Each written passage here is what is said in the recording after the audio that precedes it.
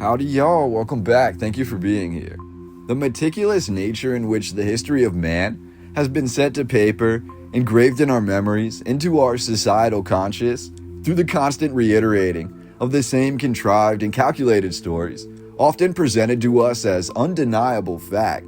It is through those same means that we have entered into the second quarter of the 21st century with a new, undying thirst for the truth.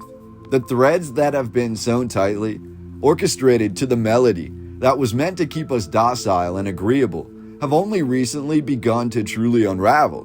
For the one thing that even the most astute of old world manipulators could not have predicted is the overwhelmingly powerful communication tool known as the internet.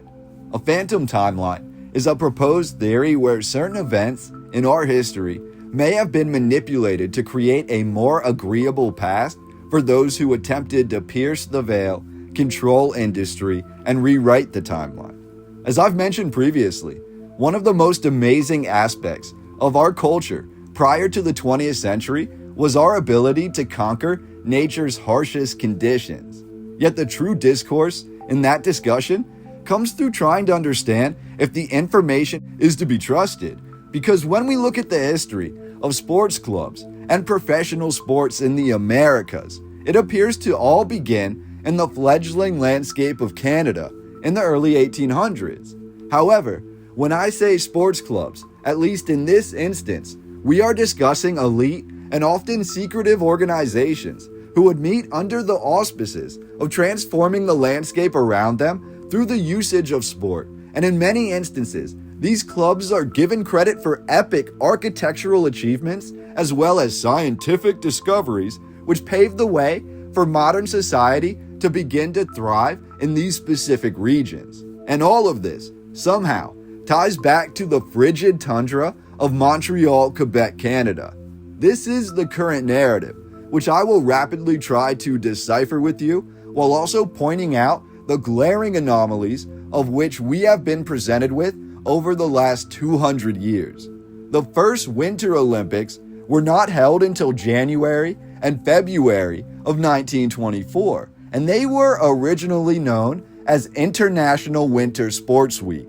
Due to the massive success of International Winter Sports Week, the Olympic Committee essentially commandeered the event in the years that followed, rebranding the event as the Winter Olympics. While these first Winter Games of 1924 were held in France, many of the athletes actually arose from North America, where many of the events held at these games had originally been popularized. A vast majority of the winter sporting events which became Olympic winter sports are said to have been pioneered, with many actually having been founded or created in Canada. At the heart of all this is Montreal. We're told a conglomerate of 12 mostly unknown young French and British merchants met in Montreal in the year 1840 under the auspices of using snowshoes to explore the wilderness of Canada. Again, this is all current narrative, so take it with a grain of salt, but we're told the 12 men had either discovered or inherited advanced snowshoes that were being used by the Inuit and other indigenous people who inhabited parts of Canada. These Europeans are said to have acquired indigenous snowshoes, then agreeing to meet on the edge of Montreal City. They hiked 10 to 15 miles into the frozen tundra. Afterwards, they would then reconvene to the cafe on Saint-Jacques Street, or St. James Street today, which was known as a meeting place for the Freemasons. Originally, this was a secret organization, yet by 1843, the Montreal Snow Shoeing Club began to grow rapidly after many in the city had witnessed their alleged dangerous adventures, and Colonel Charles Ermentinger of the Royal Mounted Cavalry was named the president. The Montreal Snow Shoeing Club, as weird as this sounds, quite literally appeared to control the city of Montreal. All members swore an oath to follow the common law of the snowshoers, and they considered themselves a, quote, band of brothers, similar to a military or other fraternal organizations. By description, these events mostly carried out on weekends involved the intermingling of Montreal's wealthiest young men with their Indigenous counterparts, the introduction of new techniques and technologies for conquering winter, and the overall capturing of one history, being the Indigenous, and transforming that into something more modern and European. We're told by 1850, the Montreal Snow Shoeing Club, known as the MSSC, was the most important fraternal organization in Montreal, and possibly in all of Quebec. Oddly, at least to me, is that by the time of photography, the MSSC had assigned outfits, which not only focused on a specific shade of royal blue, known as Toque blue, but this color became synonymous with those who conquered the winter terrain in Canada. However, more revealing may be that the Montreal Snow Shoeing Club attire also included tasseled toques, similar to what may be seen as a tasseled Phrygian cap. And as we know, the Phrygian cap has a long history being associated with the esoteric, especially in France. So it comes as no surprise really that the official colors of the Montreal Snow Shoeing Club were none other than the blue color, red, and white, or red, white, and blue. Again, while all of this was going on, we're also told that no photographic evidence of the organization or their adventures or activities existed until at least 1860, when we have two known photographs said to have been taken of the MSSC. However, the narrative also tells us that the Snow Shoeing Club was dictating the direction of Montreal's trajectory and grew every year from its inception in 1843 through the American Civil War. Although something that does stand out is that within the narrative, it also admits that these first two photographs are fake in the sense of they are orchestrated or planned photographs in front of a stage with a drawn background. These men, at least in these first images from the 1860s, are not actually outside, but rather in the warm confines of a studio made to look like the harsh winter conditions.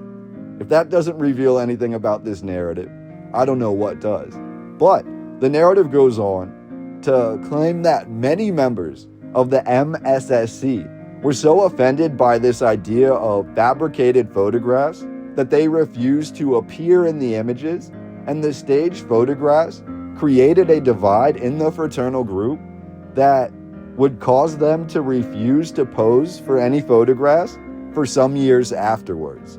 Again, read between the lines. By 1867, at least 5 other snowshoeing clubs had been created in Canada. In that same year, prior to the Confederation of Canada, the prominent Evergreen Hughes gave a speech which linked the future Kingdom of Canada to only being possible through the strength of the snowshoers, whom he described as the kings of Canada.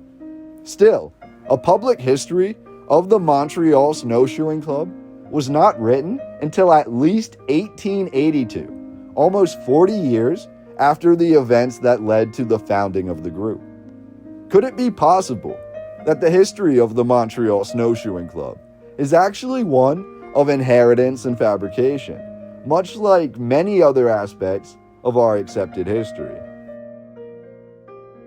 Beginning in 1882, the year that the history of the Montreal Club was first disclosed, we have the development of the first official Winter Carnival in Montreal, created, organized, and built by the Masons of the Montreal Snow Shoeing Club.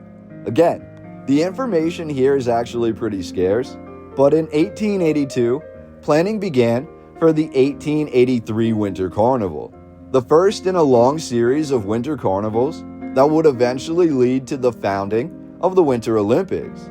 Robert McGibbon, the main lawyer for the MSSC, is given credit for organizing the Winter Carnival of 1883, which we're told was an endeavor meant to introduce the world to the winter sports and activities that were exclusive to Montreal, while also bolstering the economy to expand the city, as well as being used as a tool to create a Canadian national identity that was rooted in a system inherited from the indigenous people. Averagely, each festival, these winter festivals, would see around 50,000 attendees, with most coming from the United States and Europe. However, each Montreal Winter Festival was also said to be the site for a massive ice castle or ice palace that would become the centerpiece of the exposition before being destroyed just a few weeks later. Sound familiar? The Montreal Ice Palaces are said to have stretched upwards of 100 feet tall, measuring over 150 feet in length, and they were said to have contained fully furnished interiors. The entire palace was made from, on average, about 10 to 15,000 ice blocks, and the entire ice community was then set ablaze with fireworks at the end of the winter festival, whose colors danced off the shimmering crystals below. Honestly, that sounds quite mesmerizing, yet the history doesn't really add up. In the 1880s, these winter carnivals literally reshaped society's perception of winter and of Canada, founded with these massive ice castles that you could literally live inside. Yet by 1890, just 10 years later, we are told the winter carnivals became impossible to maintain, even though they usually only ran for about 1 week. We're told by this time, the ice palaces began to melt rapidly upon completion, and so the ice palace aspect of the winter carnival was abandoned, and with it, nearly all the hype behind the winter carnival in Montreal disappeared.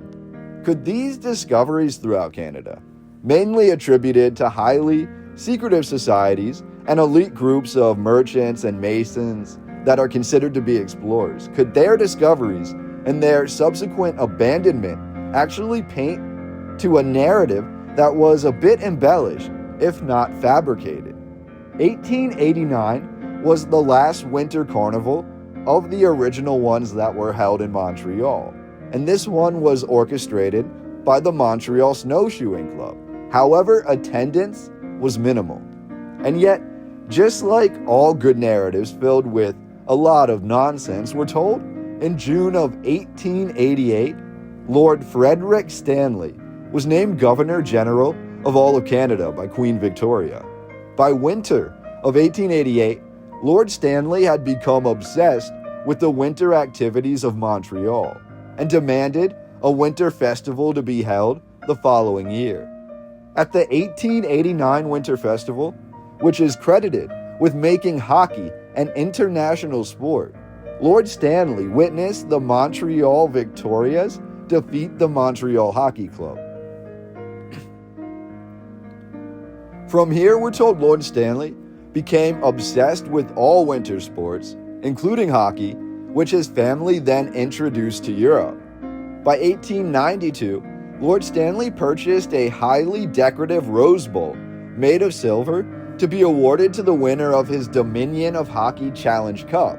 This silver bowl became known as the Stanley Cup and is the oldest continuously used major trophy in North American sports. Oddly, Stanley never actually witnessed a Stanley Cup game in person, as he was forced to return to Canada in summer of 1893. It's almost as if this cup itself was another inherited relic, possibly discovered by the Montreal Snow Shoeing Club in their exploration of the Indigenous landscape of Montreal and beyond. Stanley was a member of this club. The 1889 Winter Carnival was deemed to be highly unsuccessful, yet it was also the carnival or exposition which reshaped the accepted history of Canada. Subsequent winter carnivals began to spring up all along the frozen landscapes of North America, with one of the most notable being the 1886 Burlington Winter Carnival, which was held on top of a frozen Lake Champlain.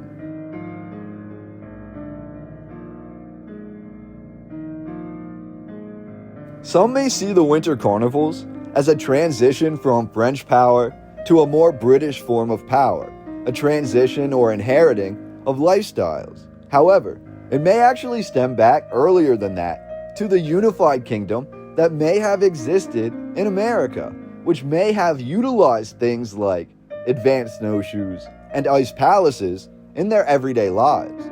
Either way, as Canada became more anglicized through the end of the 19th century, many French Canadians moved back to France, bringing with them their knowledge and skill of winter sport and tradition. So it comes as no surprise then that the first Winter Olympics, these Winter Games, were organized just a few decades later, not by the Olympic Committee, at least not originally, but rather by those who had witnessed and competed in the Winter Carnival in Montreal. History always, oddly, comes full circle. The question is, do we believe it?